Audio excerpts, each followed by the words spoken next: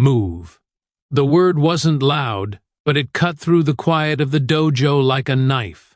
It was low, dripping with a contempt so practiced it felt like a physical presence. All eyes were on the center of the mat, where a mountain of a young man in a sleeveless black shirt loomed over a woman who seemed almost fragile in comparison. She stood perfectly still, dressed in a crisp white blouse and black skirt, her hair pulled back in a severe but neat ponytail. She looked like she'd walked out of an office and into a war zone. He was all coiled aggression, a thick gold chain glinting against his chest, his muscles tense under the shirt. His hand was already fisted in the collar of her blouse, twisting the fabric, pulling her just slightly off balance. "You're in my spot," he said, this time louder, for the benefit of the 24 students seated silently along the edges of the wooden floor. They were all in traditional white GI uniforms, a sea of quiet witnesses. New girls don't get to just stand where they want. You move. Now. A flicker of something, fear, anger, calculation, passed behind her eyes, but her face remained a calm, pale mask. She didn't struggle against his grip. She didn't even look at his hand. She looked directly at his face, her voice barely a whisper, but somehow clear in the stifling silence. "This is a public class. The spots aren't assigned." He laughed, a harsh, humorless sound. "They are when I say they are. This is my dojo, my rules. Last chance. Move or I'll move you." The tension in the room spiked.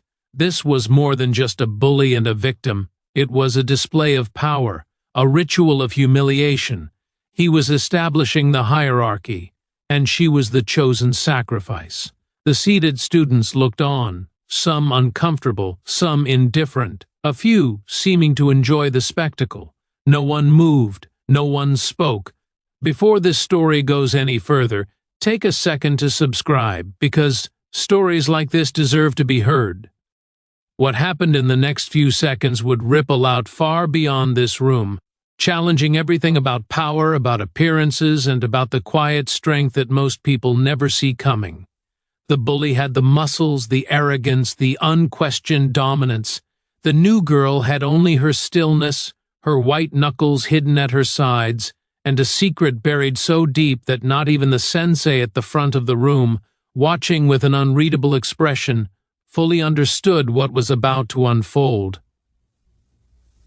He saw a problem to potentially intervene in. He didn't yet see the catalyst. This is the story of why you should never, ever judge the quiet one in the corner. This is how one Counterstrike ended it all. The air in the Metro Aikido dojo always carried a specific scent, aged pine from the floors, the faint, clean smell of starch from the GI uniforms, and the underlying tinge of sweat earned through honest effort. It was a place of order, of ritual bows, of controlled falls, and precise movements. To Leo, the young man currently twisting a stranger's collar, it was his kingdom. Leo Mancini didn't see the practice hall as a place for spiritual growth or disciplined learning. He saw it as an arena. His 2 years of training had given him a powerful brawler's adaptation of the graceful art. He was strong, naturally aggressive, and the head sensei, an older man named Haru, had long ago decided it was easier to channel Leo's energy than to break it. Leo interpreted this as approval. He held the unofficial title of dojo enforcer, the one who tested new students, who set the physical pace, whose approval the younger men nervously sought. The gold chain was against dojo policy, but no one, not even Haru, told Leo to remove it. The new girl had walked in 10 minutes before class, her posture straight, her eyes taking in the space with a quiet assessment that had immediately gotten under Leo's skin. She didn't look afraid. She didn't look impressed. She looked like she was evaluating. She'd changed in the women's locker room and emerged in her civilian clothes, asking Sensei Haru if it was acceptable to observe her first session before training. Haru, a man of few words, had nodded and gestured for her to take a seat at the edge of the mat. But she hadn't sat. She'd walked to a specific spot near the center, a spot Leo considered his own staging ground, and stood there, hands clasped in front of her, waiting. It was a quiet assertion of presence, and to Leo it was a direct challenge. His territory had been marked, not by a rival male, but by this slight, formal-looking woman who seemed more suited to a library than a martial arts studio. The insult was intolerable. Now, with his hand on her, feeling the fine cotton of her blouse, he expected the usual reactions: tears, stammered apologies, a frantic scramble to a different spot. He got none of that. Her stillness was unnerving. It was the stillness of a deep lake, surface calm hiding unknown depths. "Let go," she said, her voice still low, but now edged with a blade of ice. "Or what?" Leo sneered, leaning in closer. He could see the fine details of her face now, the faint freckles across her nose, a small faded scar near her hairline, the unwavering focus in her hazel eyes. "You gonna cry? You gonna run to Sensei?" From his place at the front, Sensei Haru finally spoke, his voice weary. "Leo, that is enough. Release her and take your place." It was a command, but one delivered with a fatigue that stripped it of authority. Leo heard it for what it was, a request from an old man who didn't want a scene. He grinned, not taking his eyes off the woman. "See? Even Sensei knows you're in the wrong spot. But I'm a nice guy. I'll let you stay. Just apologize for being in my way." A long, silent beat passed. The dojo held its breath. Then she did something extraordinary. She smiled. It wasn't a friendly smile, nor a scared one. It was a small, cold, knowing curve of the lips that didn't reach her eyes. "No," she said simply. The outright refusal, so calm, so final, shocked Leo more than any scream could have. His grin vanished. His options were crumbling. He couldn't hit her in front of everyone. That was a line even he wouldn't cross. But backing down now was impossible. His grip tightened. "You think you're tough? I think you're embarrassing yourself," she replied, her gaze flicking momentarily to the seated students, then back to him. "And you're wasting everyone's time." That was the moment the dynamic shifted, though Leo was too angry to feel it. The humiliation was no longer flowing one way. She was reflecting it back at him, polished and sharpened. The silent audience was no longer just watching him dominate her, they were watching her dismantle him, without even moving a muscle. Fury, hot and blinding, surged through Leo. He wouldn't hit her, but he could make her move. He yanked hard on her collar, intending to shove her sideways off the spot, to send her stumbling into the seated rows in a tangle of limbs and shame. But she moved first. Her movement was not a reaction to his pull, it was a simultaneous action. So perfectly timed it seemed choreographed. As Leo yanked, she didn't resist the forward momentum. Instead, she stepped into it, her left foot sliding forward as her right hand came up. But she didn't push against his chest or try to break his grip.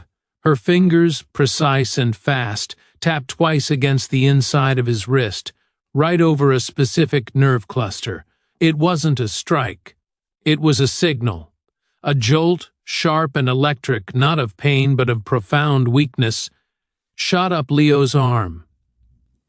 His fingers, moments ago a vice of strength, went completely numb.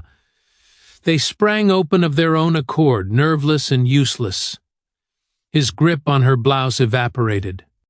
The release was so sudden, so physiologically absolute, that Leo stumbled forward a step, off balance from the force of his own wasted effort.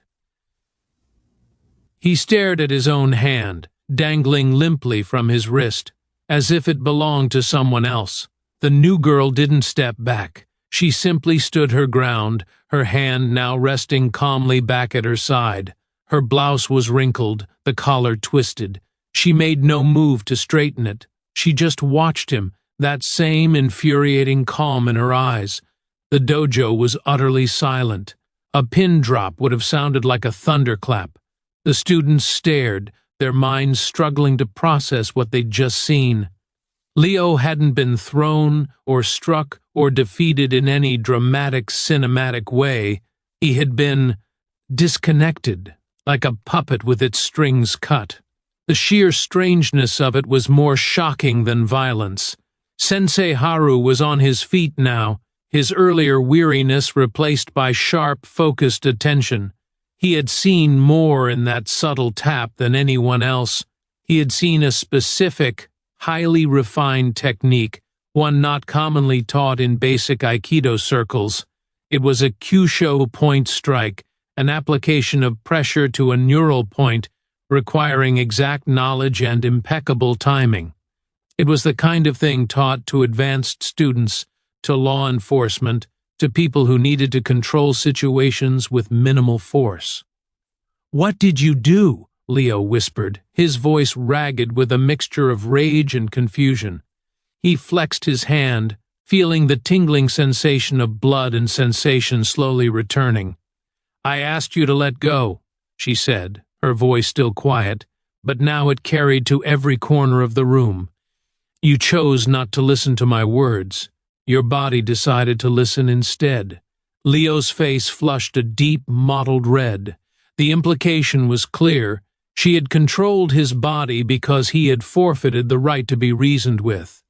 The humiliation was now complete, and it was public, and it was authored by him.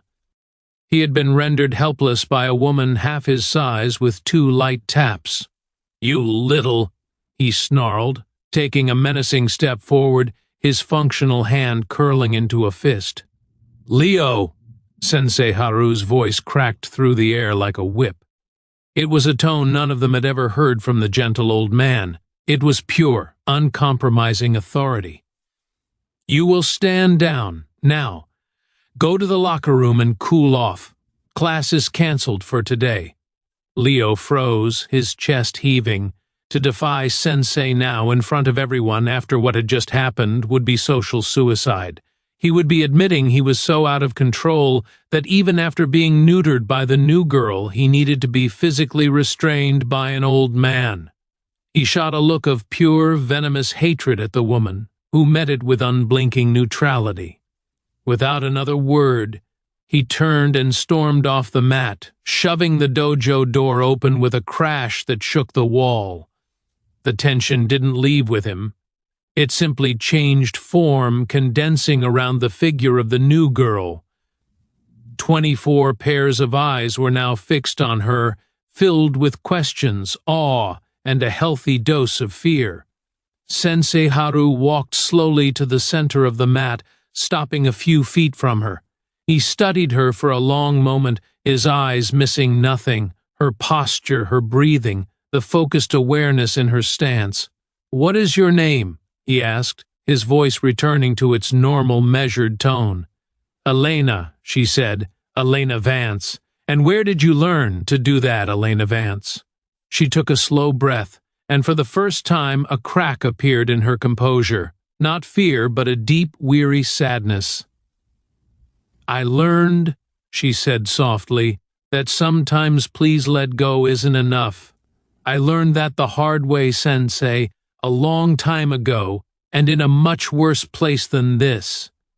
The dojo emptied with a quiet, hurried urgency, students murmuring to each other as they cast furtive glances back at Elena and Sensei Haru. The story was already writing itself in their minds, destined for group chats and dinner-table conversations. Leo, the untouchable, had been toppled by a ghost. Haru gestured for Elena to sit on the mat. He lowered himself opposite her, his movements stiff with age but still precise.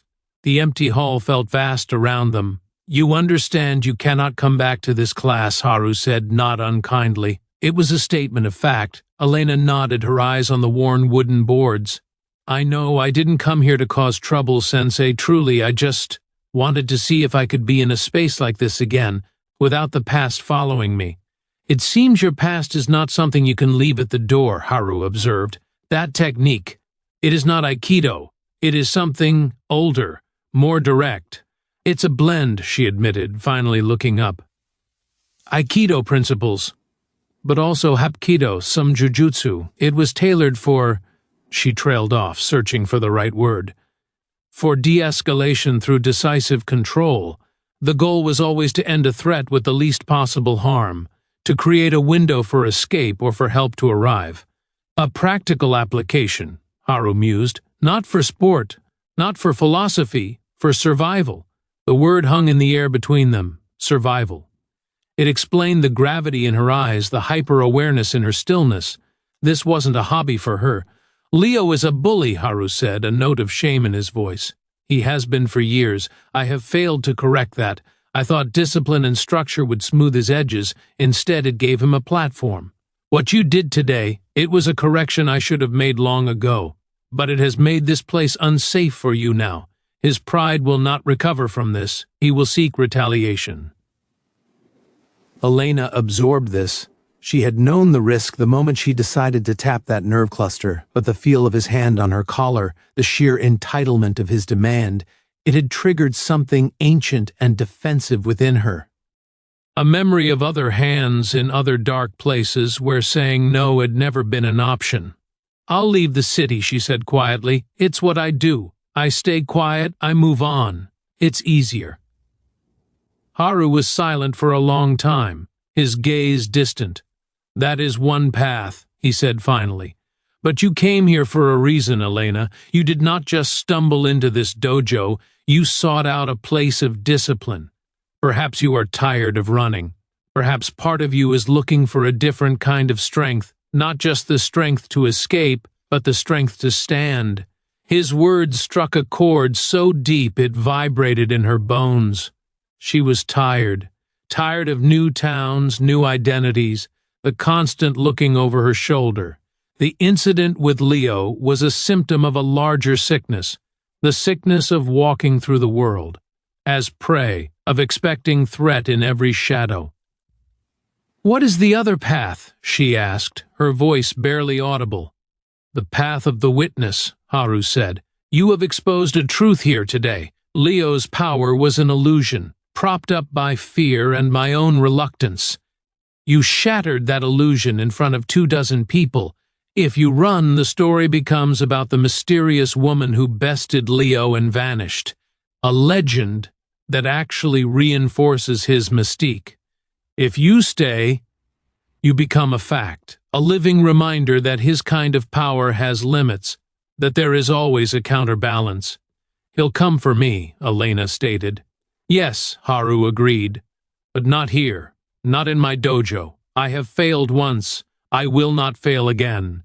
Outside these walls you must be cautious, but inside, you have a right to be here, more right perhaps than he does. True martial arts are not about dominating the weak, they are about protecting the vulnerable. Today, you protected yourself. Perhaps that is the lesson this dojo truly needed to see." He rose to his feet, a clear sign the conversation was over. "Think on it.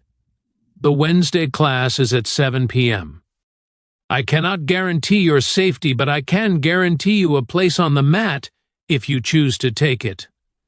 He bowed slightly, a gesture of deep respect she had not seen him give to any student, not even Leo.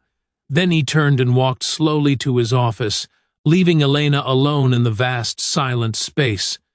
She sat there for a long time, her fingers tracing the grain of the wood. For years, her resilience had been defined by her ability to disappear. Haru was suggesting a new definition, the resilience to be seen. It was the most terrifying proposition she had ever faced. Outside, leaning against his souped-up black car in the parking lot, Leo stared at the dojo door, his phone pressed to his ear, his hand still tingled. "Yeah, she's still in there with the old man.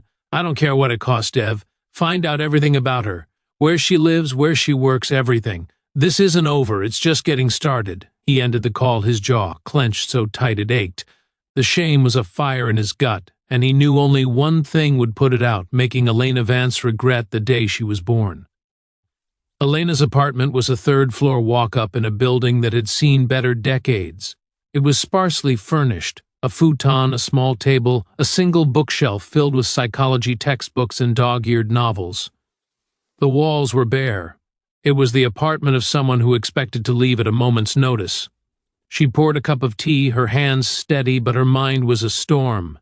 Haru's offer echoed, the path of the witness. Could she do it? Could she walk back into that room, knowing Leo's eyes would be burning holes into her back? It wasn't the physical danger that frightened her most, it was the emotional exposure. To stay was to plant a flag, to declare, "I am here," and that declaration felt more vulnerable than any fight. Her phone buzzed on the table, a notification from a local news app. She absently tapped it, then froze. The headline was innocuous. Local businessman celebrates community center donation. The photo accompanying it showed a beaming, silver-haired man in an expensive suit cutting a ribbon. Standing just behind him, his face a mask of dutiful pride, was a younger man with a familiar bulldog-like jaw and cold eyes. The caption read, "Councilman Richard Mancini with his son Leonardo at the unveiling." Leo's father was a city councilman, well-connected, respected, a pillar of the community. The pieces snapped together with a sickening clarity. Leo's arrogance wasn't just personal, it was systemic. It was the arrogance of privilege, of a young man who had never faced a consequence his father's influence couldn't smooth over.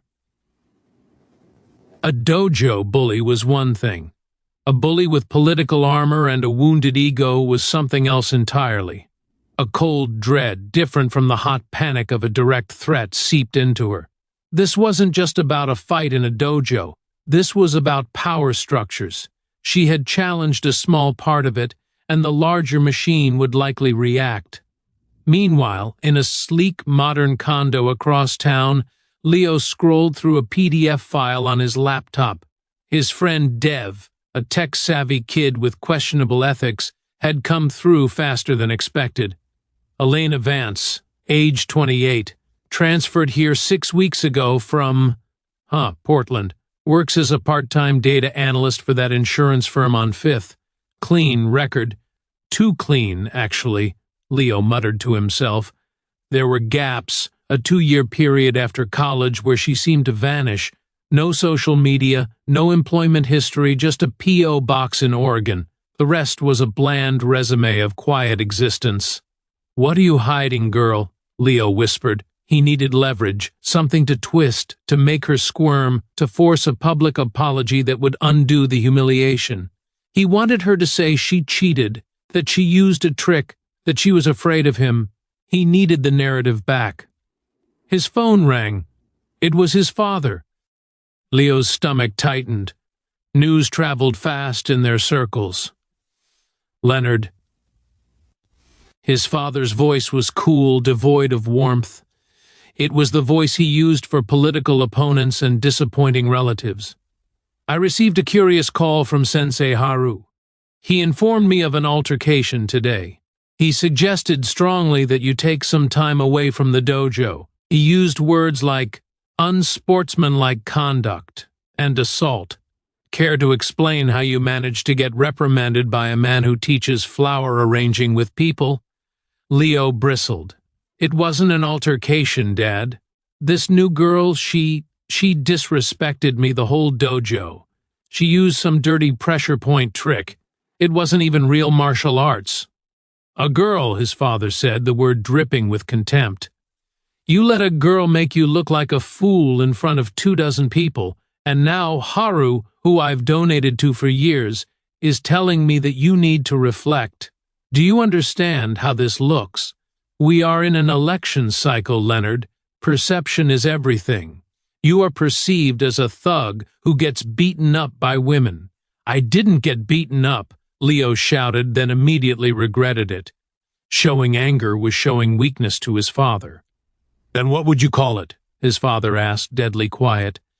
I don't care about the details, I care about the stain. You will fix this, you will apologize to Haru, you will go back to that dojo, and you will be a model of humility and discipline. You will erase this story. How you do that regarding the girl is your concern, but it will be quiet, legal, and final.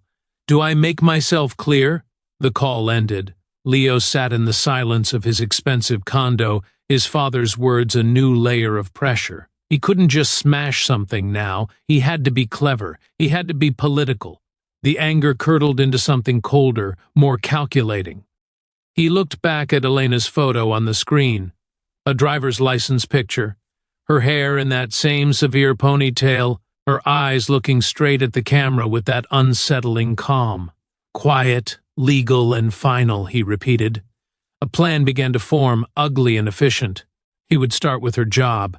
A few anonymous calls to her employer, suggestions of erratic behavior, of instability. Then maybe a visit to her landlord. He'd make her life in this city untenable, inch by bureaucratic inch. He'd force her to leave, and when she did, he'd spread the word that she'd fled in shame after her lucky trick was exposed. He smiled for the first time since the dojo. This was a game he knew how to play. It was a game of shadows and whispers, where his father's name was the ultimate trump card. Elena Vance might know how to fight in the light, but the real battle, he was sure, was fought in the dark. Wednesday arrived with a heavy gray sky that threatened rain. Elena had slept little, her dreams fragmented with memories of a different life, a self-defense seminar she'd attended in college, the well-meaning but insufficient advice to yell and run. Then later, the much darker, more intensive training in a sterile government building, learning things that were not about yelling, but about surviving when running was no longer an option. She dressed in simple athletic wear, no blouse and skirt today.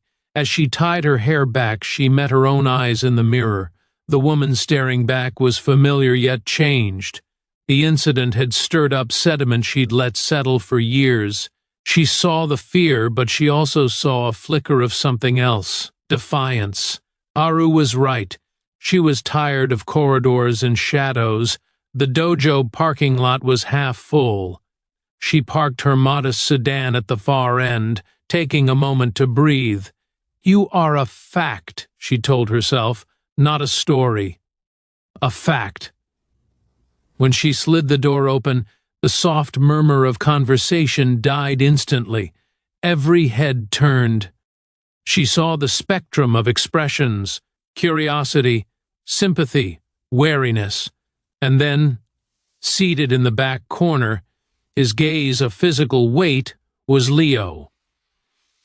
He was in a crisp white GI, his gold chain conspicuously absent.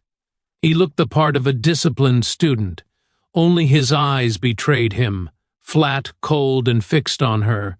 Sensei Haru from the front gave a single, slow nod. Elena. Welcome. Please, join the circle. She walked to an empty spot on the mat, feeling the collective stare. She knelt in seiza, the formal kneeling position, back straight, hands on her thighs. The ritual was a comfort. It provided a structure for the chaos inside. Class proceeded normally. Haru led them through warm-ups, then basic ukemi, falling techniques. He paired students off. Elena's heart hammered as Haru's eyes scanned the room. He would not pair her with Leo, he wouldn't. Leo and Ben, Elena and Sarah. Elena released a breath she didn't know she was holding. Sarah was a quiet woman in her 40s who gave Elena a small, encouraging smile. They practiced the rolls and falls, the physical dialogue of trust and energy. For an hour, Elena lost herself in the movement, in the simple physics of yielding and redirecting. It was a meditation. During a water break, Leo approached the refreshment table as she was refilling her bottle. He stood close, his voice a low growl meant only for her. Enjoying your victory lap? She didn't look at him. It's not a victory lap, it's a class. It won't last, he said, pouring himself a cup of water with exaggerated calm. "You think you're tough because you know a party trick? This is my world. You're a tourist, and tourists always go home." This time she turned her head and looked at him. She didn't glare. She simply observed him as one would observe an interesting but aggressive animal. "Is that a threat, Leo?" "It's a prediction," he smiled, but it didn't reach his eyes. "See you around, Elena." He walked away. The exchange was noted by several others. The tension was now a living thing in the room, a third entity on the mat. The final segment of class was Jijuwaza, free practice. Haru called out techniques, and students practiced them fluidly with their partners. As Elena and Sarah moved through a Shihonage four-direction throw, Elena felt a shift in the room's energy. Haru was watching Leo, who was practicing with Ben. Leo's movements were becoming progressively more aggressive, his throws harder, less controlled. Ben, a smaller man, was starting to look nervous. "Ikkyo," Haru called. A basic pinning technique. Elena saw it happen in slow motion. As Ben extended his arm for the technique, Leo didn't flow into the gentle, controlling pin. Instead, he wrenched Ben's arm violently, hyperextending the elbow, and drove him face first into the mat with a force that was pure malice, not martial art. Ben cried out in pain, a sharp, shocked sound that silenced the room. Haru was moving before the sound faded. "Leo, Yame, stop!" Leo released Ben, who curled on the mat, clutching his elbow. Leo stood up, his chest heaving, his eyes blazing. He wasn't looking at Haru or Ben. He was looking straight at Elena, a challenge etched in every line of his body. "This," his eyes said, "is what I can do. This is real power." Haru knelt by Ben, checking his arm. "It's not broken," he said tersely, then helped impale Ben to his feet and toward the office, likely for ice. The dojo was paralyzed. All eyes were on Leo, who stood in the center, a conqueror amidst his stunned peers. Then, slowly, he turned his gaze to Elena. The unspoken question hung in the air, thicker than the dust motes in the evening light filtering through the windows. He had just demonstrated his willingness to cause real harm to an innocent person, a fellow student, as a message to her. The message was clear: your tricks won't stop me from hurting those around you. Elena felt a cold fury, different from any fear. This was no longer about her. He had made it about everyone. He had turned the dojo, a place of supposed safety and learning, into a demonstration of his unchecked rage. Haru returned, his face a mask of stone. "Class is dismissed. Leo, you will wait in my office." As students hurried to gather their things, casting frightened looks at Leo, Elena remained kneeling. She watched Leo swagger off the mat, a smirk playing on his lips. He had crossed a line, and he knew it. He had also, perhaps unintentionally, changed the battlefield entirely. The path of the witness had just become infinitely more dangerous. It was no longer just about enduring his glare. It was about what he was willing to break to make her look away, and as she finally rose to her feet, a terrible realization settled over her. Leaving now wouldn't save Ben, or the next person Leo decided to use as a pawn. Her resilience would have to be for more than just herself. It would have to become a shield for others too. The atmosphere at the dojo in the following days was funereal. Ben didn't return, his arm badly strained.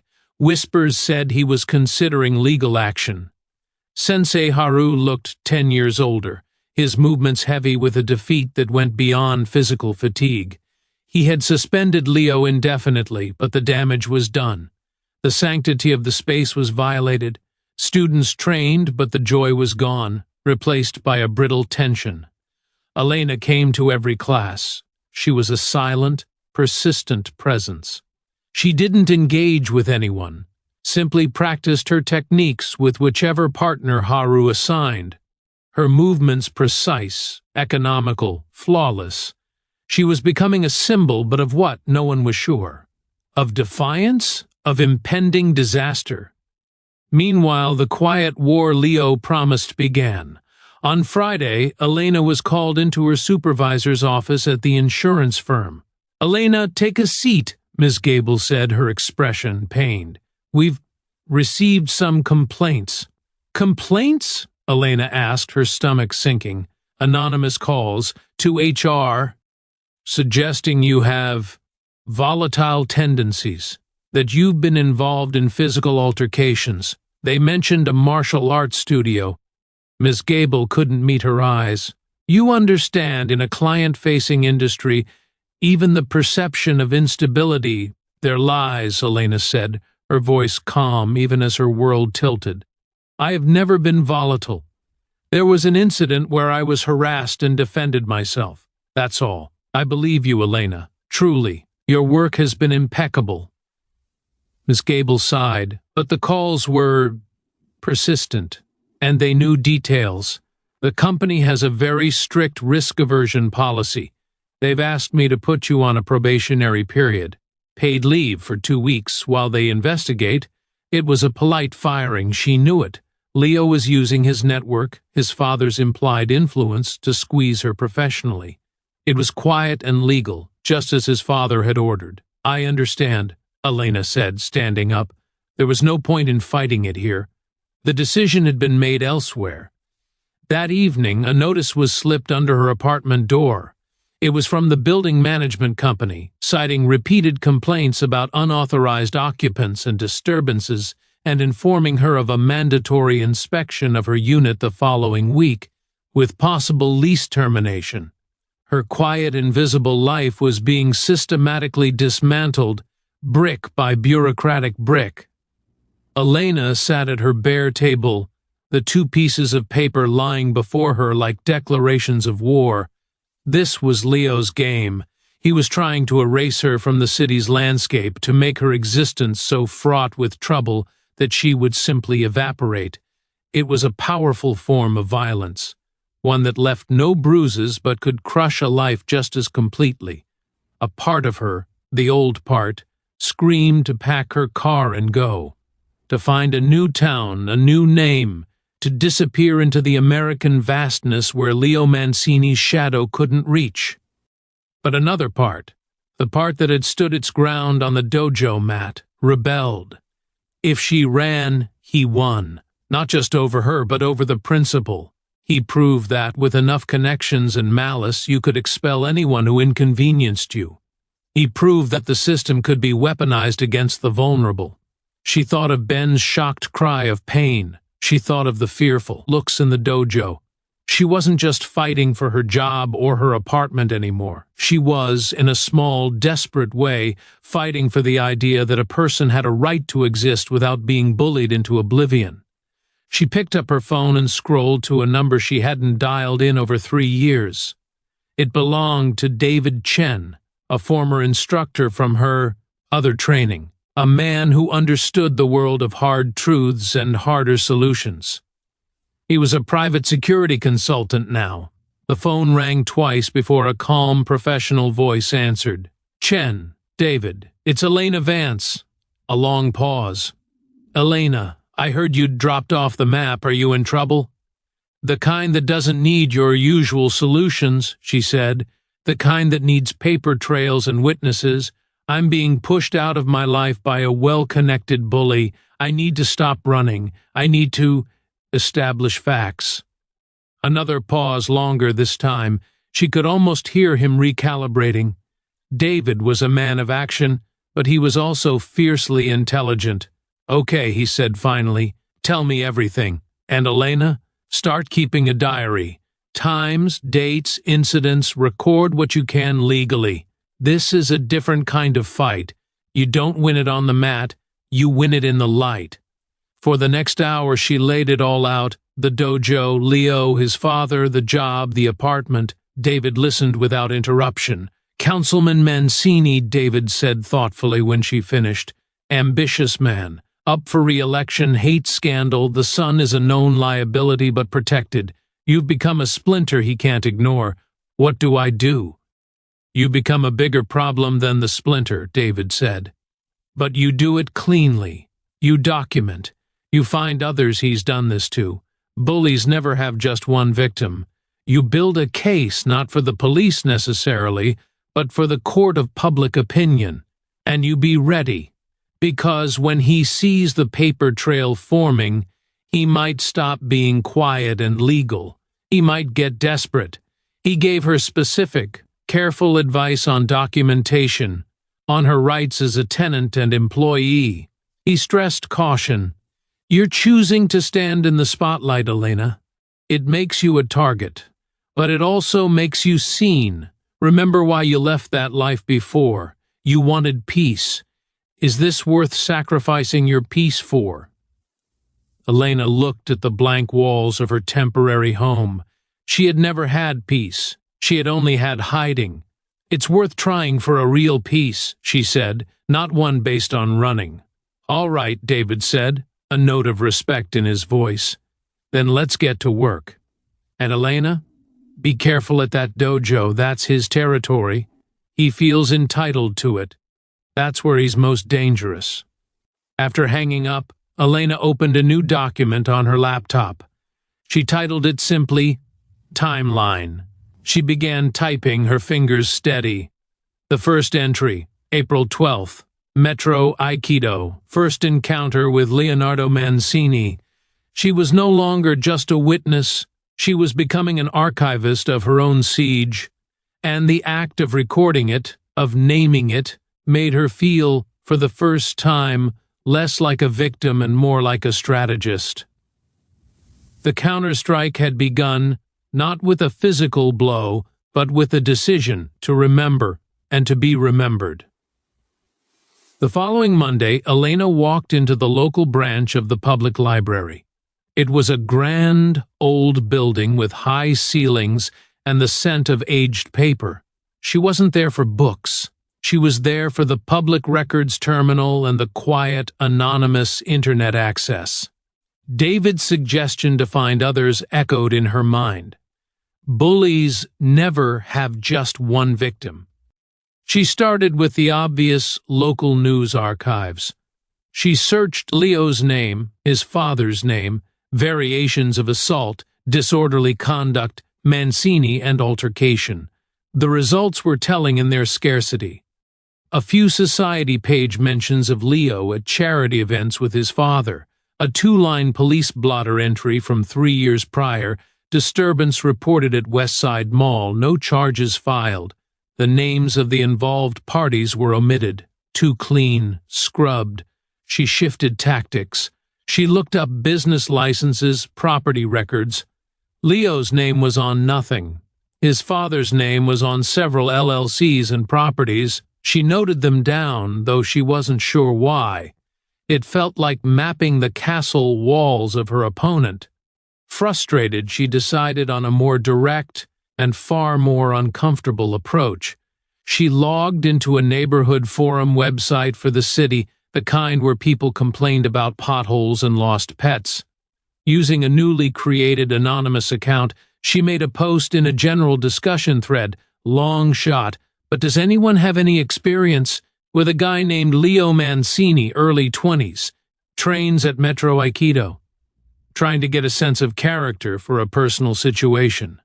DM OK. She didn't expect much. She closed the browser, feeling a bit foolish. This was a shot in the dark. She spent the next hour meticulously documenting her own case, printing out copies of the probation notice from work and the inspection notice from her landlord, writing detailed narratives to accompany them. The paper trail was growing. When she returned to the public computer later that afternoon to check her anonymous account, her breath caught. There was one direct message. The subject line read, Leo Mancini. She opened it. I saw your post. I don't know if it's the same guy, but a Leo Mancini was a year ahead of me at Ridgeview High. He made my brother's life hell for 2 years. Cyber stuff, showing up at his work, spreading rumors. My brother had to transfer schools. It messed him up for a long time. Our parents tried to complain to the school, but nothing happened. Then his dad's office called ours. It became a dialogue between families. It all just went away. My brother won't talk about it, but if this is the same guy, be careful. He doesn't play fair, and his family covers for him. The message was unsigned.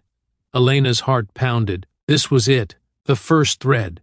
She wrote back, careful to keep her tone neutral and grateful.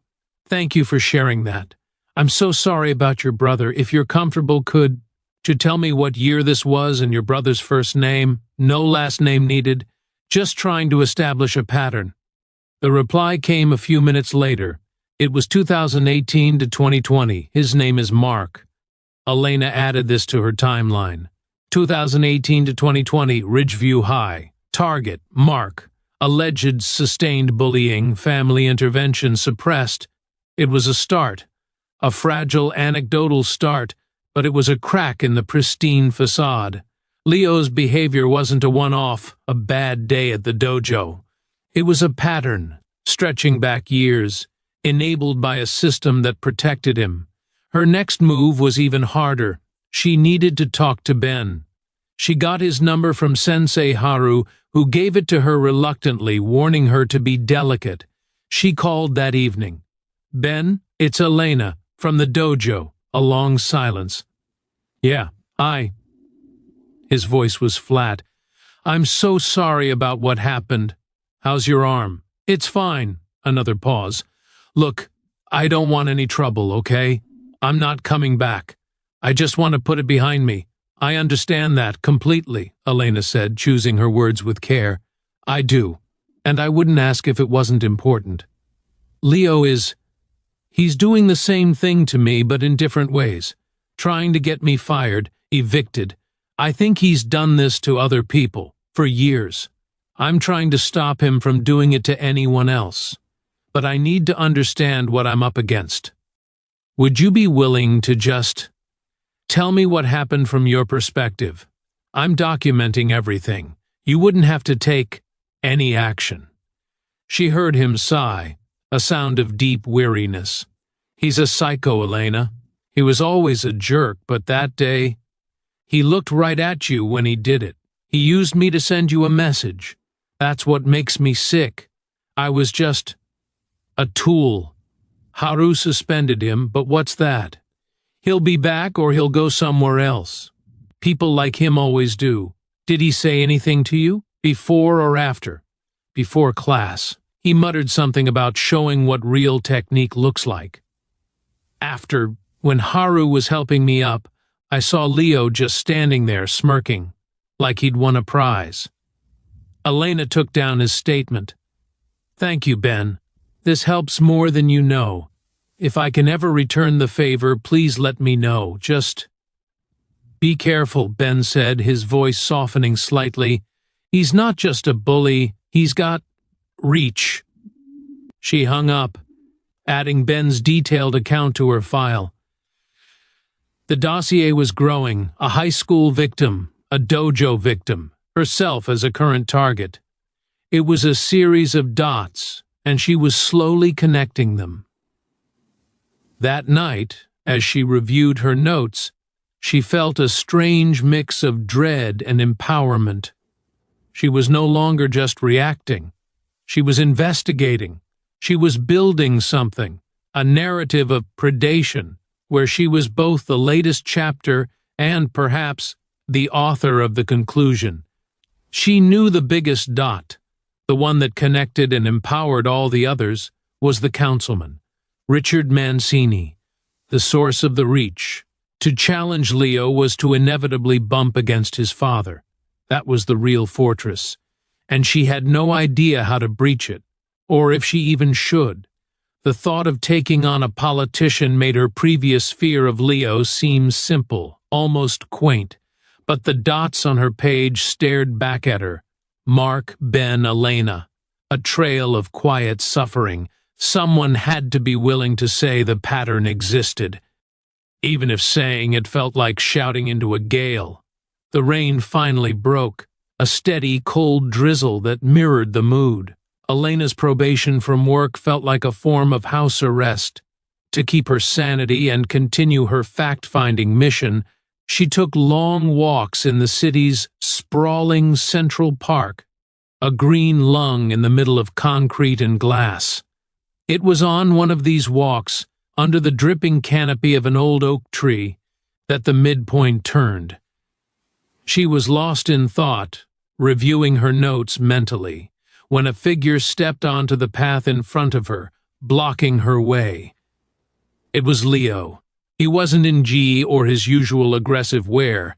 He wore a expensive-looking rain jacket over a collared shirt, looking like any other young professional, but his eyes held the same flat menace.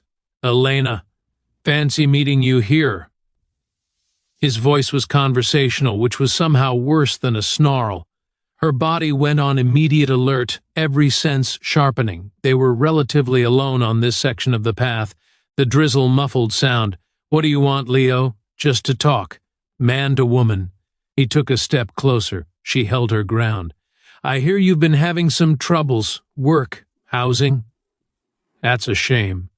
"You'd know all about that, wouldn't you?" she said, keeping her voice even. He ignored the jab. "I think it's time we reached an understanding. This little feud of ours is pointless. It's bad for the dojo, it's bad for you. I'm willing to be the bigger person here." "How magnanimous," she said dryly. "All you have to do," he continued, as if she hadn't spoken, "is come to the next class. In front of everyone, you tell Sensei Haru that you exaggerated what happened that first day, that you lost your balance when I asked you to move, and you used a cheap shot because you were embarrassed. You apologize for disrupting the dojo harmony. Then you stop coming, for good." Elena stared at him, a cold laugh bubbling in her throat that she didn't release. "You want me to publicly debase myself, rewrite history, and then disappear. And in return, you stop your anonymous calls and letters? In return," Leo said, a slick smile forming, "your life here goes back to normal. Your job investigation miraculously clears you. Your landlord forgets the inspection. We all move on." He was offering her a deal, the deal that had probably worked on Mark's family, on anyone who had ever stood up to him. A private, coercive bargain where he got to save face and the victim got to keep the fragments of their life. It was the transaction of tyranny. For a fleeting second she considered it. It was the path of least resistance. She could say the words, "Leave this rainy city, start over again." She was good at starting over. But then she thought of the dossier on her laptop, of Mark, who had to change schools, of Ben's strained elbow and shaken confidence, of the next person, and the next, who would face Leo's deal because no one had ever said no to the terms. "No," she said. The word was quiet but absolute, lost in the patter of rain on leaves. Leo's smile vanished. "What did you say?" "I said no. I will not lie for you. I will not apologize for defending myself. And I will not disappear." His face darkened, the mask of civility crumbling. "You stupid bitch. Do you have any idea what I can do? This is just the beginning. I can make it so you can't get a job in this state. I can make it so no landlord will touch you. I will bury you." The threat was naked now, all pretense gone. The quiet and legal pressure would continue and likely escalate. "Then I guess you'll have to do that," Elena said, a strange calm settling over her. The decision was made. There was no turning back. The story could no longer go back to what it was. "But I won't be helping you, and every time you push I will document it. I already have a file, Leo, on you, on your pattern. It has names and dates. It's not much yet, but it's a start." For the first time, she saw a flicker of something other than anger in his eyes, uncertainty. He hadn't expected this. He expected capitulation or flight, not methodical resistance. The paper trail she mentioned was a weapon he didn't understand. "You're digging your own grave," he hissed, taking another step, now well into her personal space. The aggressive energy was back, the dojo bully re-emerging. His hand twitched at his side. Elena didn't flinch. She shifted her weight subtly, centering herself. "Are you going to hit me now, Leo, in a public park? With security cameras probably on that light post over there?" She nodded toward a nearby lamppost. "That would be a new dot for my file. Assault in a public park. Your father would love that headline during his election, wouldn't he?" Leo followed her gaze, his jaw working. The calculated risk of his political armor was also its weakness. A public recorded assault was a line even his father couldn't erase without a scar. He leaned in, so close she could smell his expensive cologne. "This isn't over," he whispered, the words laden with venom. "You think your little file scares me? Paper burns, Elena." He held her gaze for one more searing moment, then turned and strode away down the path, his shoulders rigid with fury. Elena stood frozen for a full minute, the adrenaline crashing through her system, making her hands tremble. She had done it. She had openly declared war.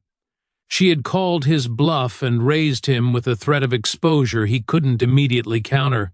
The drizzle soaked through her jacket, but she barely felt it. The fear was still there, a cold knot in her stomach, but it was now accompanied by a clear, sharp certainty. The line was drawn. From this point forward, there was no pretending, no possibility of a quiet resolution. One of them would break. She walked home in the rain, not with the hurried steps of prey, but with the measured pace of someone walking a path they had chosen. The counterstrike was no longer a reflex in a dojo. It was a conscious, sustained campaign.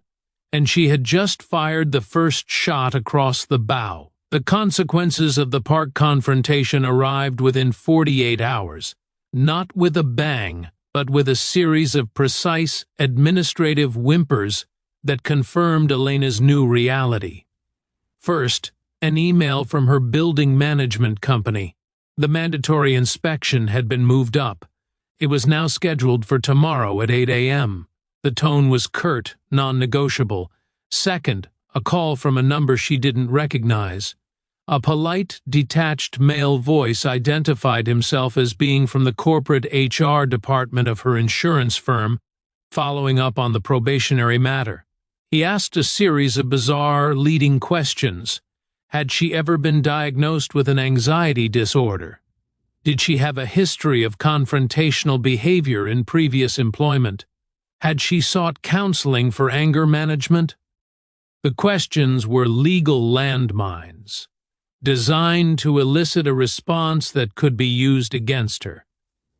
She replied with a simple, "I have no relevant medical or disciplinary history. My previous employer can provide a reference upon request." The caller thanked her and hung up. Third, and most unsettling, she noticed a dark sedan parked across from her apartment building. It wasn't there constantly, but it appeared at odd hours. Late evening, early morning. It had tinted windows. It might have been nothing. Paranoia was a legitimate side effect of being stalked by bureaucracy. But her instincts, honed in a darker past, tingled. It felt like observation. Leo was making good on his promise. He was turning the screws of the system, using its impersonal machinery to grind her down. The goal was clearly to have her either fired and evicted by the end of the week, or to have her voluntarily break her lease and quit her job to escape the harassment. She documented it all. The email, the details of the HR call, the times and descriptions of the suspicious sedan. Her timeline document was now over 10 pages long. It was a ledger of psychic violence. That night, she had a video call with David Chen. She shared her screen, walking him through the latest entries. "He's escalating," David said, his face grim on the screen. The HR call is a classic tactic, trying to manufacture a pattern of instability to justify termination with cause. The building inspection is a pressure tactic. The car could be a PI. His father might have hired someone to find dirt, or just to intimidate. "What's my next move?" Elena asked, feeling the weight of the isolation. "I'm building this file, but to what end? I can't take it to the police. He hasn't broken any clear laws. Harassment is hard to prove, especially when it's done through proxies and paperwork." David was quiet for a moment. "You're right. The legal system moves slowly for this kind of thing. You need a faster, more public form of accountability. You need to change the cost-benefit analysis for Councilman Mancini." "How?" "Right now you're a private nuisance. You need to become a public relations liability." David steepled his fingers. "The election is in 8 weeks. Politicians are most vulnerable when they're asking for votes. A story about a councilman's son using his father's influence to systematically harass a woman, that's a headline." Elena's stomach lurched. Going to the media? It felt like jumping off a cliff. "I have no proof of his father's direct involvement. It's all implied. Leo's name isn't on anything. You don't need a smoking gun," David said. "You need a pattern and you need a voice. You have the pattern. You need a platform. A local investigative reporter, maybe. Someone who can connect the dots you've found. The high school incident, the dojo assault, your own harassment. And ask the councilman some uncomfortable questions on the record. The mere act of being asked forces a response. A good reporter can make the lack of evidence about the father's role look suspicious." The idea was terrifying. It meant stepping out from behind her dossier and putting her name and face on the story. It meant inviting a different kind of scrutiny. "I need to think about it," she said. "Think fast," David advised, "because he's not going to stop. The inspection tomorrow, be present. Record it on your phone if it's legal in your state. Be polite, but be a witness to your own life. Don't let them do anything in the shadows." The call ended. Elena sat in the dim light of her laptop. On one side of the screen was her timeline file, on the other a blank search bar. She typed in the name of the local newspaper's award-winning investigative journalist, Maya Flores. She read every article Maya had written for the last year. She was tough, thorough, and had a focus on power imbalances and social justice. She had taken on a corrupt zoning board last year and won. This was the leap, from private documentation to public accusation. It would burn every bridge to a quiet life behind her. But as she read about Maya's work, a new feeling emerged. Not hope, exactly, but a sense of potential agency. She wouldn't be just a victim compiling notes. She could be a source, sparking a story that could actually hold someone accountable. She copied Maya Flores's public email address. She stared at it for a long time. Then she opened a new email. Her subject line was simple: "Story tip, Councilman Mancini's son and a pattern of harassment." She didn't write the email that night. She saved the draft. The act of creating it, of putting the words in the address bar, was its own kind of threshold. She had mapped the battlefield. Now she was considering calling in reinforcements. The decision to hit send would be the point of no return. Outside, the dark sedan was back, its engine off, its windows like black mirrors in the night. The inspection at 8 a.m. was conducted by a man in a cheap suit who barely made eye contact. He walked through Elena's sparse apartment with a clipboard, making notes. He lingered at the windows, checking locks, and scrutinized the bathroom sink drain. "Any problems with pests?" he asked tonelessly. "No," Elena said, her phone in her pocket recording audio, as per David's advice and her state's one-party consent law. "Unauthorized occupants?" "Just me," he made a note. "We've had complaints of noise after hours." "From whom?" "I'd like to address them directly. I'm very quiet." "The complaints are anonymous," he said, moving toward the door. "Management will be in touch with the findings." The whole exchange took less than 5 minutes. It was a sham, a box-ticking exercise to justify a preordained conclusion. She knew it. He knew she knew it. The power was in the process itself, not the outcome. After he left, the silence in the apartment felt heavier. The performative nature of the inspection confirmed David's assessment. This was a war of attrition, designed to exhaust her spirit. She opened her laptop. The draft email to Maya Flores stared back at her. With a deep, steadying breath, she began to write. She was concise, factual, and compelling. She outlined the dojo incident, mentioning Ben by first name only, with his permission, the subsequent campaign of harassment at her job and apartment, the historical pattern with Mark from high school, and the implied connection to Councilman Richard Mancini. She offered to provide documentation and to meet in person. She attached a redacted version of her timeline, removing last names and specific addresses. She read it over 3 times. Each time, her finger hovered over the delete key. The voice of fear told her it was suicide. The voice that had said no in the park told her it was the only move left. She clicked send. The whoosh sound of the email leaving her server felt final. There was no going back. She had just invited a stranger with a notepad and a byline into the most vulnerable chapter of her life. The response came faster than she expected. 2 hours later, a reply landed in her inbox. Elena, this is Maya Flores. Thank you for your email. Your account is concerning. I would like to meet to discuss this further and review your documentation. Are you available for a confidential, off-the-record conversation tomorrow afternoon? Location of your choosing. Elena's heart hammered against her ribs. This was real. She suggested a quiet corner in the central library, away from her apartment and the dojo. Maya agreed.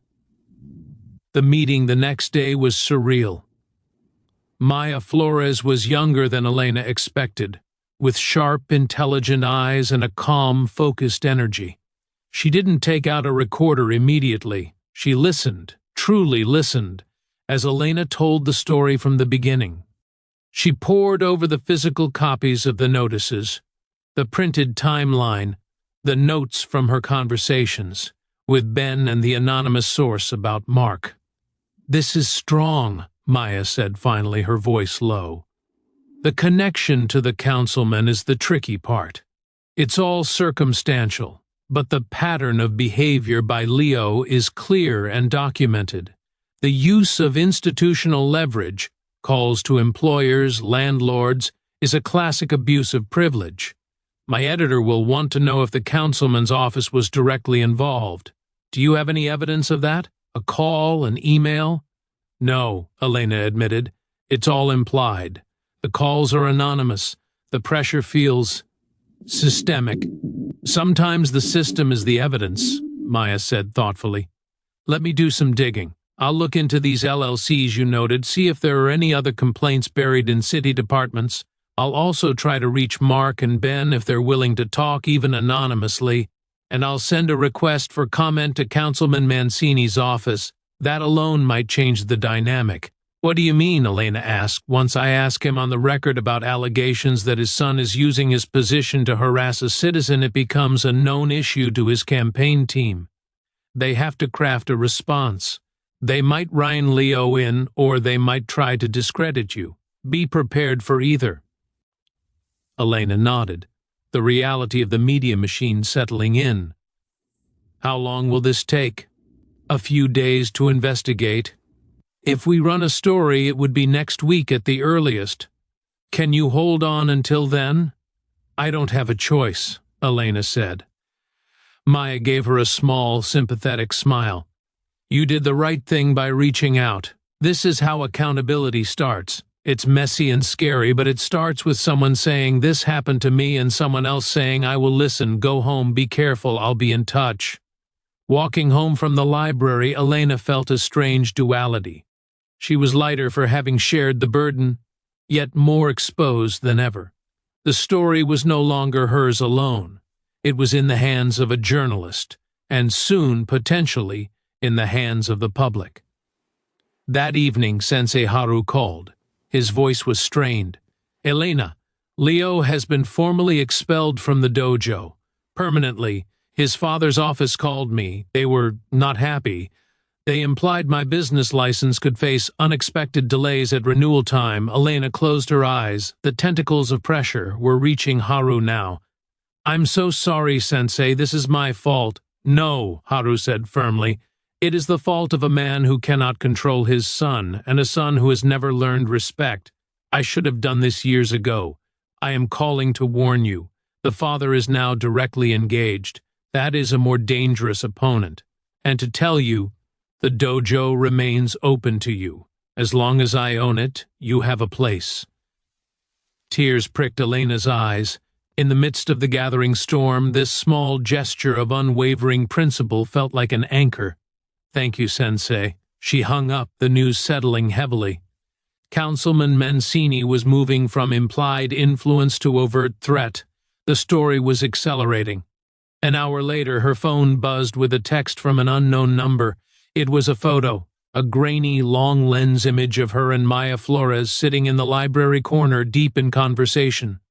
The text that followed was just one word: traitor. The sender was anonymous, but the meaning was clear. Leo, or someone working for him, knew about the reporter. The dark sedan hadn't just been for intimidation, it had been for intelligence. The stakes had just been raised again.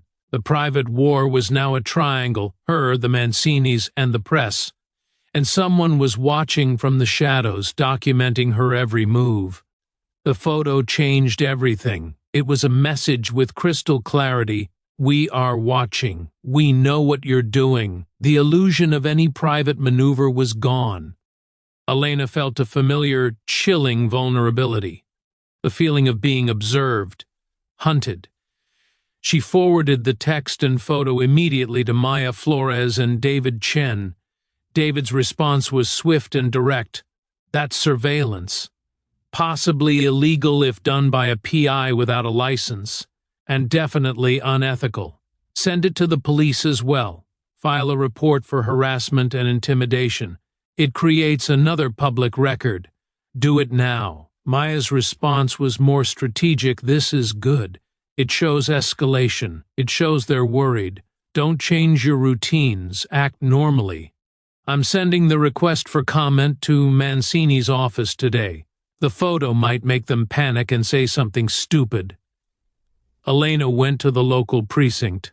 Filing the report was a slow, frustrating process. The officer, a weary-looking man, took down the information but was palpably skeptical. "You don't know who sent it? And you're involved in a dispute with a city councilman's son?" He made it sound like a domestic squabble. He promised they'd look into it and gave her a case number that felt like a token. She left feeling invisible, just as she'd feared. The next 48 hours were a test of nerve. She went to the grocery store, walked in the park, attended a dojo class, where the students now regarded her with a kind of awe-stricken dread. She felt eyes on her constantly, but the dark sedan was nowhere to be seen. The pressure was now psychological, a constant buzzing anxiety. Then the first public ripple appeared. A local politics blogger, known for mild-mannered coverage of City Hall, posted a short, curious item: "Buzz around Councilman Mancini's campaign. Sources hint that the councilman may be facing a personal family matter that could become a campaign issue. No details yet, but the opposition is reportedly taking notice." It was vague, but it was a start. Maya's request for comment had clearly stirred the hornet's nest within the Mancini campaign. The response from the councilman's office came not to Maya, but in the form of a press release, widely distributed to all local media late on a Friday afternoon, a classic tactic to bury news. Elena read it on her phone, her hands turning cold. "Councilman Richard Mancini is deeply proud of his family and their commitment to our community. Recently, unfounded and malicious allegations have been made against his son Leonardo, by an individual with a documented history of instability. These allegations are categorically false and appear to be a deliberate attempt to smear the councilman during a critical election period. The Mancini family has always believed in the justice system and will be fully cooperating with any legitimate inquiry, while also exploring all legal options against those who would spread defamatory lies. The councilman remains focused on the issues that matter to the hard-working families of our city. The strategy was brutal and effective: deny, attack the accuser, reframe the issue as a political smear, and threaten legal action. The phrase "documented history of instability" was a masterstroke. It used her own HR investigation against her, twisting the harassment into proof of her unreliability.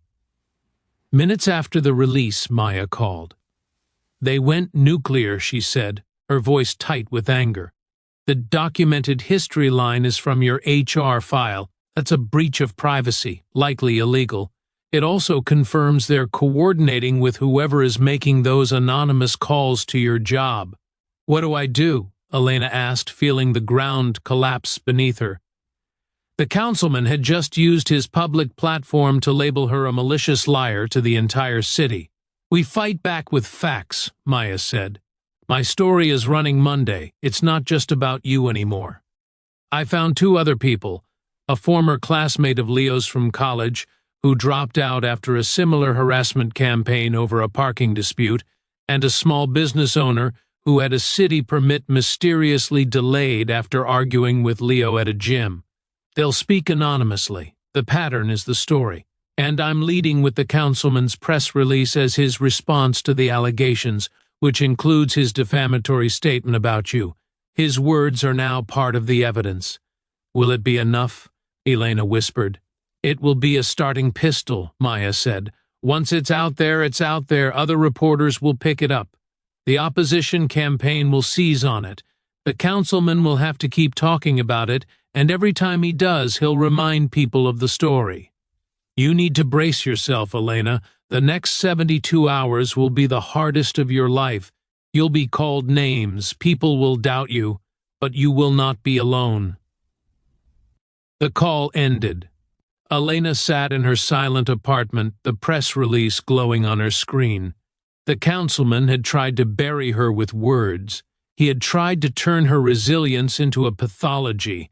A fierce, protective anger rose in her, burning away the cold fear. He had called her story a lie. He had called her unstable. He had invaded her private struggles and weaponized them. She opened her timeline document. She scrolled to the very beginning. April 12th, Metro Aikido. First encounter. She read through every entry, every anonymous call, every veiled threat, Ben's injury, the photo, the inspector's cold eyes. It was not the record of an unstable mind. It was the record of a siege. She would not run. She would not hide. When Maya's story hit, she would be a fact. As Sensei Haru had said, a complicated, messy, human fact, but a fact nonetheless. She looked out her window at the city lights beginning to twinkle in the dusk. On Monday, her private war would become public knowledge. The quiet girl who refused to move was about to make a lot of noise. Sunday was the longest day of Elena's life. A surreal calm descended, the eerie quiet before a storm. She cleaned her apartment, went for a run, cooked a simple meal. She felt like a soldier awaiting dawn in a battle whose outcome she couldn't predict. At 6:01 a.m. on Monday, the story went live on the newspaper's website. The headline was stark and precise: pattern of pressure, allegations of harassment, enabled influence follow councilman's son. Maya's byline stood beneath it. Elena read it with her heart in her throat. It was devastatingly fair.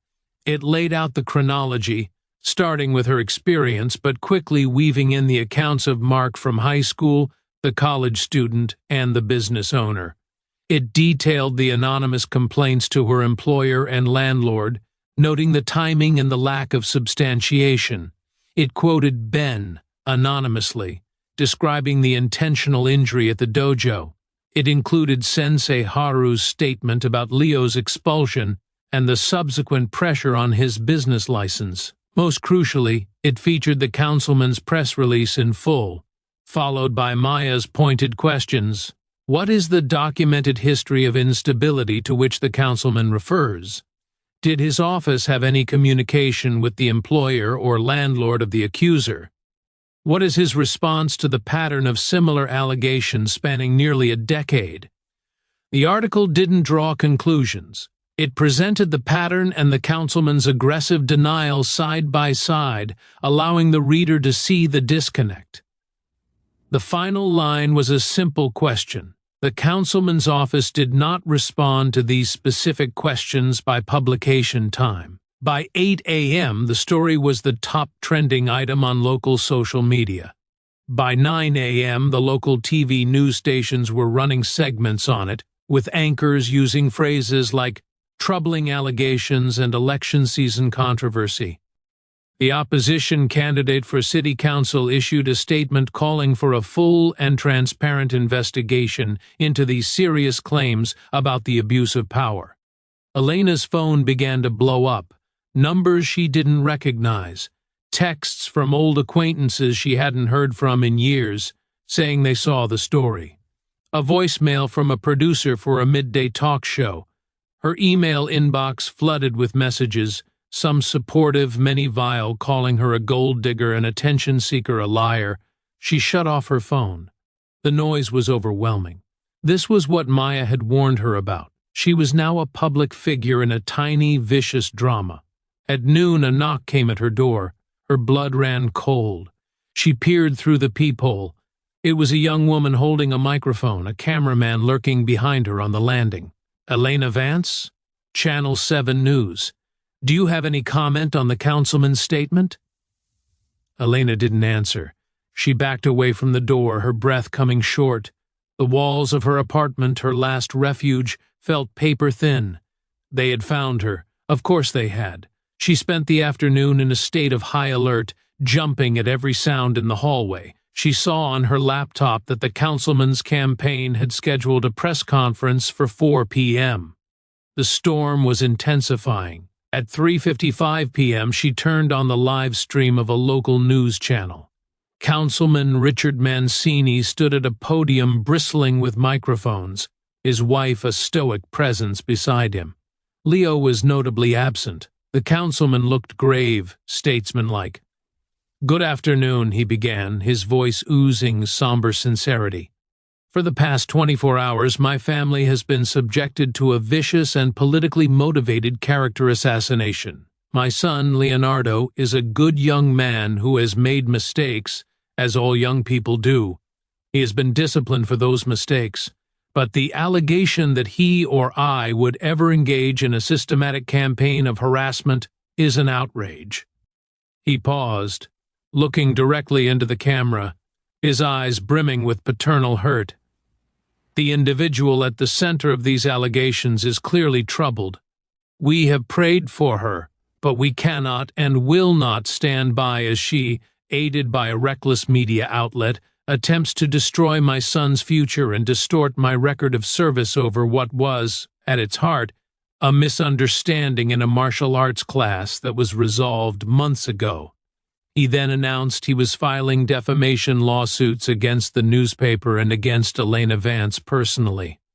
"The truth will prevail in a court of law," he intoned, "and we look forward to clearing our family's name."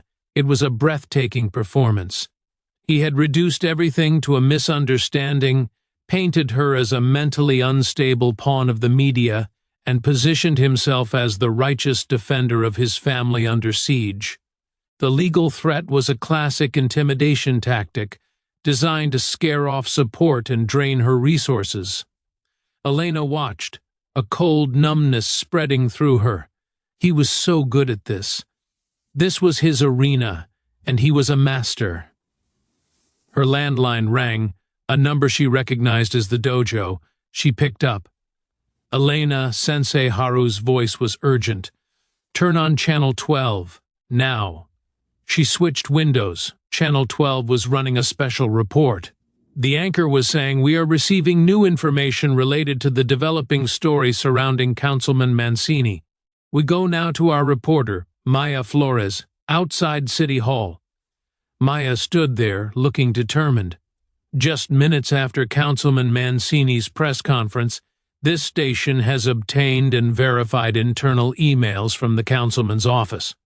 These emails show communication between a senior aide in the councilman's office and the private investigation firm, Sentinel Security. The emails discuss background checks and discreet surveillance on an individual identified only by initials, E5th, and reference the need for leverage in a sensitive family matter. "We have confirmed E5th is Elena Vance. We have also confirmed that Sentinel Security is the firm that employs the individual who was photographed surveilling Ms. Vance at the public library last week." The screen split, showing redacted copies of the emails next to Maya's face. Furthermore, Maya continued, "These emails were copied to the councilman's personal campaign email address. This appears to directly contradict the councilman's claim that he and his office had no involvement in any campaign against Ms. Vance. We have just sent these documents to the councilman's office for comment." Elena stared, her hand over her mouth. The smoking gun might not exist, but Maya had found the next best thing, the paper trail connecting the councilman's office to the surveillance. The press conference narrative of a misunderstanding and a troubled accuser had just been obliterated by his own emails. The ground had shifted. The councilman was no longer a grieving father defending his son. He was a politician whose office had potentially engaged in unethical and possibly illegal surveillance of a constituent. The counterstrike, initiated with a tap on a nerve in a dojo, had finally reached its target. The fortress had a crack. The fallout was swift and seismic. The emails changed everything. The story was no longer a he said, she said about bullying. It was a potential abuse of power by a public official. Surveillance and constituent were words that sparked immediate outrage. By evening, calls for an independent investigation were coming from both sides of the political aisle. The district attorney's office announced it was reviewing the matter. The private investigation firm, Sentinel Security, went radio silent. The dark sedan vanished from Elena's street, likely forever. Councilman Mancini's campaign went into full damage control mode, but the tone changed. The defiant press conference was replaced by a terse statement from his lawyer. The councilman was unaware of any inappropriate communications by a junior staffer. That staffer has been placed on administrative leave. The councilman has always acted with the highest ethical standards and will fully cooperate with any review. It was a retreat. Throwing a staffer under the bus was the first sign of a crumbling defense. Elena's phone, when she turned it back on, was filled with a different kind of message now. Voicemails from other women, sharing fragments of their own stories with Leo, or with other men who had used similar tactics. Offers of support from local advocacy groups, a call from a reputable law firm, offering pro bono representation to explore her own legal options, including a potential suit for invasion of privacy and intentional infliction of emotional distress. The world had flipped. She was no longer the lone, unstable accuser. She was a whistleblower, a catalyst. 2 days later, Sensei Haru held a special meeting at the dojo after hours. He invited all current students. Elena came, unsure of what to expect. The atmosphere was solemn but not hostile. Haru stood before them, his hands clasped behind his back. "For many years," he began, his voice echoing in the quiet space, "I have taught you about harmony, about blending with energy, about resolving conflict without violence. I have also failed you. I allowed a poison to grow in this dojo because I feared conflict, because I chose a fragile peace over a difficult truth. I failed Ben. I failed all of you who felt unsafe, and I failed Elena, who showed more true martial spirit in her first day here than I have shown in a decade of cowardice." He bowed deeply, first to the students, then specifically to Elena. It was a gesture of profound humility that left the room in stunned silence. Leo Mancini is no longer a student here. He will never be welcome again. This dojo is now, and will remain, a place where respect is not demanded by the strongest, but given freely to all. If any of you wish to leave because of my failure, I understand. If you stay, we begin anew, with a commitment to the true meaning of our art, to protect, not to dominate. No one left. One by one, the students bowed in return. It was a silent pact, a recalibration of the community's soul.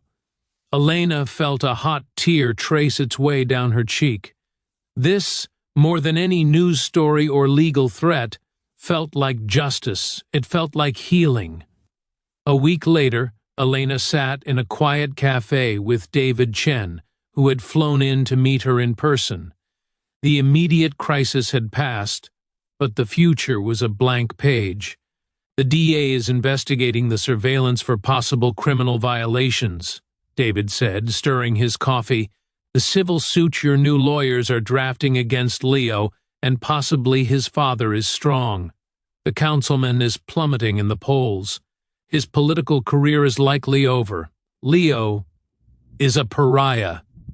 His world has shrunk to the size of his father's condo. Elena nodded, listening. It was all outcomes, consequences. They felt distant.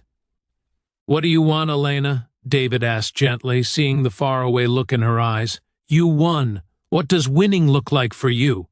She looked out the window at the city moving along its busy streets. "I don't know if won is the right word. I stopped losing. That's different." She turned back to him. "I don't want his money. I don't want him in jail necessarily. I want my life back, the one he tried to steal, and I want to know it won't happen to someone else." "The story you sparked will have a ripple effect," David said. "Other Leos will think twice. Other enablers like his father will be more cautious. Other Elenas might feel stronger to speak up. That's your legacy from this." "I want to go back to work," she said suddenly, the decision solidifying as she said it. "At a different company, maybe. And I want to stay in this apartment, or one like it. I want to keep training at the dojo. I want to stop documenting my life as evidence and start living it as life." David smiled. "That sounds like a solid plan. A quiet, persistent victory." They talked a while longer, then parted ways. Walking home, Elena felt the spring air on her face. The fear was still there, a faint echo, but it was no longer the conductor of her symphony. In its place was a weary, hard-won peace, and a new understanding of her own strength. It wasn't the explosive strength of a counterstrike, but the enduring strength of a river, persistent, shaping the landscape slowly, inevitably, by simply continuing to flow.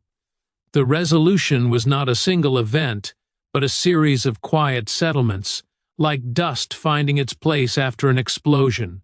Councilman Richard Mancini lost his election in a landslide. The scandal was the primary cause, but political commentators noted a deeper reason. He had seemed entitled to his seat, and the voters rejected that entitlement. He faded from public view, a cautionary tale in local politics. The district attorney's investigation resulted in misdemeanor charges for the junior aide and the private investigator for illegal surveillance. No charges were brought against the councilman directly, but the stain was permanent. The civil suit brought by Elena's lawyers was settled out of court for a substantial sum. The terms were confidential, but part of the agreement was a public written apology from Leonardo Mancini, drafted by his lawyers and approved by Elena's. It was a stiff, legalistic document that admitted to inappropriate and harassing behavior and expressed regret. It wasn't heartfelt, but it was an official, recorded retraction of his and his father's smears. Elena donated the entire settlement to nonprofits supporting victims of harassment and funding self-defense classes for women and marginalized communities. Leo left the city. Rumors placed him in another state, living off a diminished family trust. The gold chain bully of the dojo was gone, his kingdom dissolved. Elena's old job, sensing the shifting winds and likely fearing a lawsuit of their own, called her with an offer of full reinstatement with back pay. She declined politely. With part of the settlement, she took time to breathe. She eventually found a position at a smaller, ethically driven tech firm where her background in data analysis was valued and her recent notoriety was seen as a sign of integrity, not instability. She kept her apartment. The management company, under new ownership after a scandal of its own, offered her a renewed lease with an apology.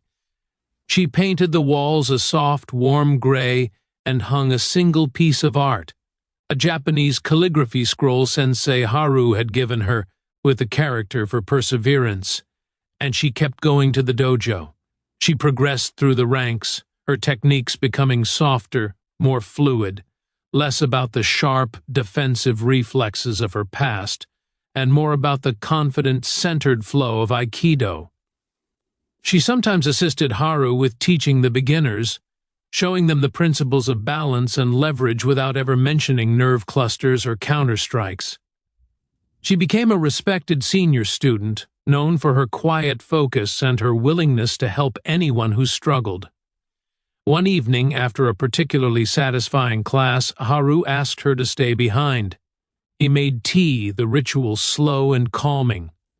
"You have brought more change to this place than decades of my teaching," he said, handing her a cup. "I brought trouble," she corrected softly. "Trouble that was already here, festering in the dark," he said.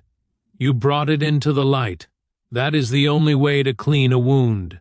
He sipped his tea. "You are no longer running from your past, Elena. You are using it to build your present. That is the highest form of mastery." She thought about that. The past, the self-defense seminars, the intensive government training she never spoke of, the years of moving, was no longer a shadow she fled. It was part of her foundation. The reason she could stand so firmly now, it wasn't something to be proud of, but it was something to be integrated. On her way home, she passed the park where Leo had confronted her. She stopped for a moment, looking at the spot under the oak tree. The memory was there, but it had lost its power to paralyze. It was just a location now, a point on a map of a city she was no longer afraid to call home. The counterstrike had ended the immediate threat, but the true victory was what came after. The rebuilding, the community reforged, the reclaiming of a self that was no longer defined by what she was fleeing, but by what she was choosing to build. The bully had tried to move her. In the end, he was the one who was gone. She was still here, and she was finally, truly, at home in her own skin. The story of the bully and the new girl is not a fairy tale. There was no villain thrown dramatically to the ground, no cheering crowd, no perfect cinematic justice. Real justice is messier, slower, and often deeply personal. It looks like a dojo silently recommitting to its principles. It looks like a settlement check being endorsed over to a women's shelter. It looks like a quiet woman walking home from a martial arts class, unafraid of the dusk. Elena's story is a mirror held up to a simple, profound truth. Power does not always belong to the loudest voice or the strongest grip. Sometimes, the most formidable power is held in stillness, in clarity, and in the relentless courage to say no when every lever of the world is trying to force a yes. She didn't win because she knew a secret pressure point. She won because she understood that the real pressure points are not on the body, but on the system, on the unspoken agreements that allow bullies to thrive. They are the points of public opinion, of institutional accountability, of documented truth. She tapped those points with the precision she once used on a nerve cluster, and the whole edifice of unchecked privilege trembled. This story is not about violence. It is about resilience redefined. Resilience is not just the ability to endure a blow, but the strength to absorb it, study its source, and then strategically, ethically dismantle the mechanism that delivered it. It is the transition from victim to witness, from witness to archivist, from archivist to catalyst. For everyone watching this, you carry a version of this story within you.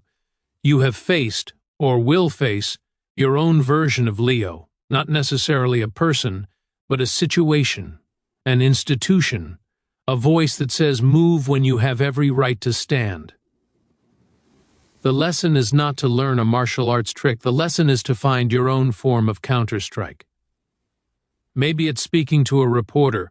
Maybe it's keeping a diary. Maybe it's simply telling a friend, this happened to me. Maybe it's the quiet, daily decision to not let someone else's toxicity dictate the boundaries of your life.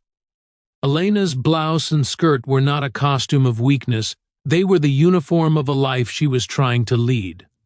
Leo's gold chain and muscles were not symbols of strength. They were the trappings of an insecurity so vast it needed to dominate to feel real. We judge these exteriors at our peril. The dojo floor is all of our communities, our workplaces, our schools, our online spaces. The question is not whether conflict will arise. The question is what we do when it does. Do we sit in silent witness? Do we enable by looking away? Or do we, like Sensei Haru eventually did, and like Elena from the beginning, find the courage to recalibrate the balance? The story ends here, but its echoes continue. In the choices we make when we see power misused, in the voices we lend to the quiet ones, in the small daily acts of integrity that, stitch by stitch, repair the fabric of a civil world. Elena is somewhere now, probably drinking tea or analyzing data, or practicing a slow, graceful turn on the mat. She is living a life that almost was taken from her. And in that simple, profound act of living, without fear, without malice, but with clear-eyed awareness, she embodies the most powerful counterstrike of all, the refusal to be defined by the storm and the quiet, unwavering commitment to the calm that follows. From which part of the country are you watching this story?